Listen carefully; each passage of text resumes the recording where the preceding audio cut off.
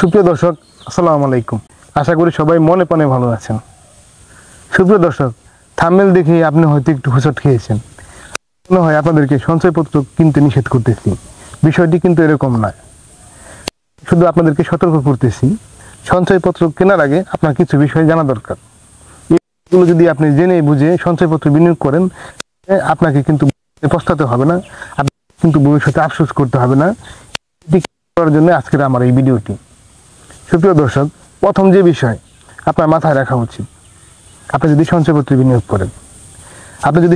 বিনিয়োগ করেন, কোনো কারণে 1 বছরের কম সময়ের মধ্যে যদি আপনার এই সঞ্চয়পত্রটি ভাঙানোর প্রয়োজন পড়ে, তো সেক্ষেত্রে আপনি কিন্তু কোনো ধরনের লাভ পাবেন না।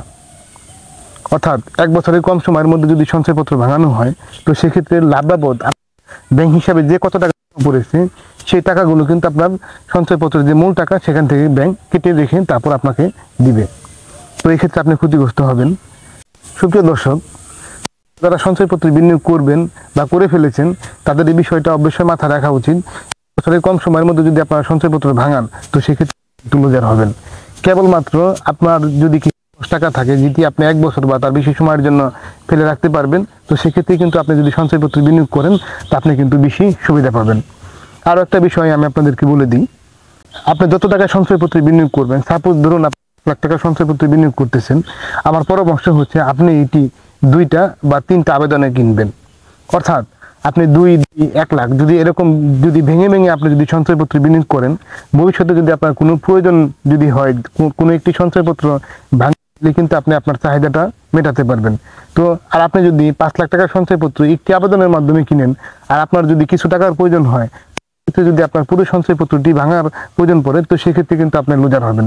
তাই আপনি আপনার সঞ্চয়পত্রকে একাধিক আবেদনের মাধ্যমে কিনবেন। ভবিষ্যতে যদি আপনার ভাঙানোর প্রয়োজন পড়বে, সেক্ষেত্রে আপনি যে কোনো একটি ভাঙিয়ে ফেলবেন, আর বাকিটা আপনি কন্টিনিউ করবেন। দ্বিতীয় যে বিষয়, আপনি যদি সঞ্চয়পত্রে বিনিয়োগ করেন, তো সঞ্চয়পত্র বিনিয়োগের বিপরীতে আপনি কিন্তু কোনো ধরনের ঋণ সুবিধা নিতে পারবেন না। ব্যাংক এফডিআর করেন বা ডিপিএস করেন, তো এগুলোর বিপরীতে কিন্তু ব্যাংক ঋণ সুবিধা দেয় 80% থেকে 90% পর্যন্ত। কিন্তু সঞ্চয়পত্র বিপরীতে কোনো ধরনের ঋণ সুবিধা নাই। আপনি সঞ্চয়পত্রে কোথাও মর্গেজ রাখতে পারবেন না, কোথাও বন্ধক রাখতে পারবেন না, এটি কিন্তু একবারেই নিষেধ। সঞ্চয়পত্র বিনিয়োগে আরও একটি অসুবিধা হচ্ছে, অনেকে বিনিয়োগ করে বিদেশে চলে যায়। এই সঞ্চয়পত্রের বিনিয়োগ কিন্তু অটো রিনিউ হয় না। আপনি যদি দীর্ঘদিন প্রবাসে থাকেন, আপনার মেয়াদ পূর্তিতে বর্তমান নিয়ম অনুযায়ী সঞ্চয়পত্র এটা ভাঙিয়ে আপনার ব্যাংক হিসাবে টাকাটা জমা হবে, কিন্তু এটি কিন্তু অটো রিনিউ হবে না। আপনি যদি আবার পুনরায় সঞ্চয়পত্রে বিনিয়োগ করতে চান বা অন্য কোথাও বিনিয়োগ করতে চান, আপনাকে কিন্তু আবার পুনরায় বিনিয়োগ করতে হবে। অর্থাৎ এটি অটো রিনিউ হওয়ার কিন্তু কোনো সুযোগ নাই। সুপ্রিয় দর্শক, আরও একটা বিষয় হচ্ছে, 4 ধরনের যে সঞ্চয়পত্র আছে, এই 4 ধরনের সঞ্চয়পত্র কিন্তু সবার জন্য নয়। পেনশনার সঞ্চয়পত্র আপনি চাইলেও কিন্তু কিনতে পারবেন না। পেনশনার সঞ্চয়পত্র কেবলমাত্র সরকারি চাকরিজীবী যারা বর্তমানে পেনশনে আছে, তারা চাইলে কিন্তু এই পেনশনার সঞ্চয়পত্রটি কিনতে পারবে। অথবা সরকারি চাকরিজীবী যিনি পেনশনে আছেন, তিনি যদি কোনো কারণে মারা গিয়ে থাকেন, তার পেনশনভোগী হিসেবে যিনি আছেন, সে চাইলেও কিন্তু এই পেনশনার সঞ্চয়পত্র কিনতে পারবে। এই পেনশনার সঞ্চয়পত্র কিন্তু সবার জন্য উন্মুক্ত নয়। আবার অন্যদিকে পরিবার সঞ্চয়পত্র, এটি কেবলমাত্র 18 বছরের ঊর্ধ্বে মহিলারাই এটি কিনতে পারে। অথবা 65 বছরের ঊর্ধ্বে সিনিয়র সিটিজেন এবং ডিজেবল ব্যক্তি যারা হিসেবে আছেন, অর্থাৎ শারীরিকভাবে অক্ষম ব্যক্তি হিসেবে যারা আছেন, তারা চাইলে কিন্তু পরিবার সঞ্চয়পত্র কিনতে পারে। অর্থাৎ এই পরিবার সঞ্চয়পত্র কিন্তু সবাই কিনতে পারে না। কেবলমাত্র 3 বছর মেয়াদি 3 মাস অন্তর অন্তর মুনাফাভিত্তিক সঞ্চয়পত্র, এই সঞ্চয়পত্রটি কিন্তু সবাই কিনতে পারে। অন্য যে সঞ্চয়পত্রের কথা এর আগে বললাম, পেনশনার সঞ্চয়পত্র এবং পরিবার সঞ্চয়পত্র, এটি চাইলেও কিন্তু সবাই কিনতে পারবে না। এই বিষয়টিও কিন্তু আপনাদের মাথায় রাখতে হবে। আর পেনশনার সঞ্চয়পত্রের মুনাফা পাওয়া যায় 3 মাস পর পর, পরিবার সঞ্চয়পত্রের মুনাফা পাওয়া যায় প্রতি মাসেই। আর 3 বছর মেয়াদি 3 মাস অন্তর অন্তর মুনাফা ভিত্তিক সঞ্চয়পত্র, এটির মুনাফাও কিন্তু 3 মাস পর পর পাওয়া যায়। এই বিষয়টি কিন্তু আপনাদের মাথায় রাখতে হবে। সঞ্চয়পত্র যেটি হচ্ছে বাংলাদেশ সঞ্চয়পত্র, এটি কিন্তু অন্য 3টি সঞ্চয়পত্রের মতো নয়।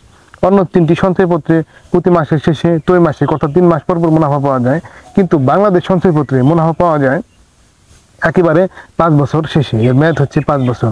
তো এগুলো মাথায় রেখে কিন্তু আপনাদেরকে সঞ্চয়পত্রে বিনিয়োগ করতে হবে। আর সঞ্চয়পত্রে কিন্তু আরো একটা লিমিটেশন আছে, সঞ্চয়পত্রে বিনিয়োগ আপনার যত বাড়বে তত মুনাফার হার কমতে থাকবে। এই বিষয়ে আমার চ্যানেলে বিস্তারিত ভিডিও দেওয়া আছে, চাইলে সেই ভিডিওগুলো কিন্তু দেখে নিতে পারেন। আরো একটা বিষয়, সঞ্চয়পত্র কিনতে কিন্তু এনআইডি কার্ড লাগবেই।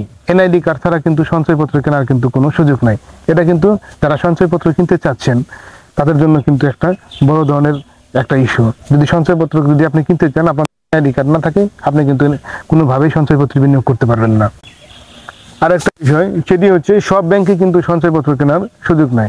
ইসলামী ব্যাংকগুলোতে কিন্তু সঞ্চয়পত্র কেনার কোনো সুযোগ নাই। ইসলাম যে অন্যান্য যে ব্যাংকগুলো আছে, আপনারা চাইলে সেখান থেকে সঞ্চয়পত্র কিনতে পারবেন। সঞ্চয়পত্র কিনতে আরেকটা অসুবিধা আছে, আপনি যদি 1 টাকার উপরে সঞ্চয়পত্র কিনেন, তো সেক্ষেত্রে আপনি যে সঞ্চয়পত্র কিনবেন, আপনি যে ইনকাম ট্যাক্স রিটার্ন দাখিল করেছেন ট্যাক্স কর্তৃপক্ষের কাছে, প্রমাণক বা সেই সার্টিফিকেট কিন্তু আপনাকে দেখাতে হবে। অন্যথায় আপনি কিন্তু 5 লাখ টাকার উপরে সঞ্চয়পত্র কিনতে পারবেন না। সেটি হচ্ছে সঞ্চয়পত্রের একটা নির্দিষ্ট বিনিয়োগ সীমা। আপনি একক নামে সঞ্চয়পত্র পাবেন 50 লাখ টাকা পর্যন্ত, যৌথ নামে 60 লাখ টাকা পর্যন্ত। আর আপনি যদি পেনশনধারী হয়ে থাকেন, তো সেক্ষেত্রে আপনি সঞ্চয়পত্র কিনতে পারবেন হচ্ছে 1 লাখ টাকা পর্যন্ত। এই বিষয়গুলো কিন্তু আপনার মাথায় রাখতে হবে। এবং আপনি পরিবার সঞ্চয়পত্র যদি আপনি বিনিয়োগ করে থাকেন, আপনি কিন্তু সর্বোচ্চ 30 লাখ টাকা পর্যন্ত সঞ্চয়পত্র কিনতে পারবেন। এবং এটি একক কিনতে হবে, এটি যৌথ নামে কেনার সুযোগ নেই। এবং পেনশনার সঞ্চয়পত্র, এটিও কিন্তু একক নামে কেনার সুযোগ আছে, যৌথ নামে কেনার সুযোগ নাই। আর 3 বছর মেয়াদি 3 মাস অন্তর অন্তর মুনাফা ভিত্তিক সঞ্চয়পত্র এবং বাংলাদেশ সঞ্চয়পত্র যেটি মেয়াদি সঞ্চয়পত্র 5 বছর মেয়াদি, এই দুটি সঞ্চয়পত্র কিন্তু যৌথ নামে কেনার সুযোগ আছে, আবার একক নামে আপনারা কিনতে পারবেন। সুপ্রিয় দর্শক, আশা করি ভিডিওটি আপনারা বুঝতে পেরেছেন। ভিডিওটি লাইক, কমেন্ট, শেয়ার করতে ভুলবেন না। ভালো থাকবেন, ভালো রাখবেন, এই প্রত্যাশায় ভিডিওটি এখানে শেষ করতেছি। আল্লাহ হাফেজ।